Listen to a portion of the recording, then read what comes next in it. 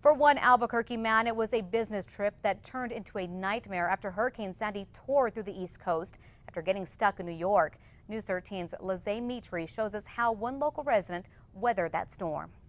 As New Mexicans watched Superstorm Sandy slam down on the East Coast, one Albuquerque resident was living through it. We all take so many things for granted here, and I mean, everyone does. I do myself.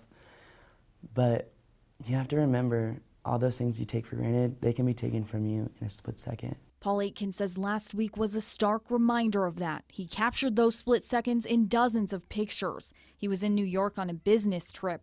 The Albuquerque resident runs the party trolley. He planned on heading home Monday, but Hurricane Sandy changed that.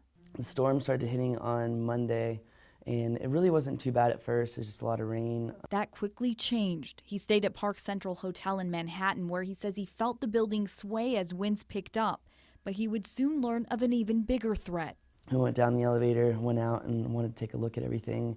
And right when that happened, they said they were going to evacuate our hotel because there was a crane about to fall. Aitken says officials worried the crane would fall from 75 stories up, smash through the road, and hit a gas line. When the coast was clear, Aitken and a friend took the elevator back up to his room, a ride he won't soon forget. It goes all the way up to our floor, which is the 25th floor, and then starts to free fall. And luckily, it only did it for less than a floor, but the feeling of just your stomach hitting your chest and thinking, I'm in this elevator and there's no way out, it's not a good feeling. He was stuck in the elevator for 30 minutes, he says, because of a brief power outage. Aitken finally got a flight home Thursday. And when I got to Denver, it was just like, it was just such a release, like emotions like, I'm out of there. For Aitken, it was over, but for everyone living on the East Coast, recovery efforts continue. And after seeing things firsthand, Aitken is urging people to do anything they can to help. Lizzie Mitri, KRQE News 13.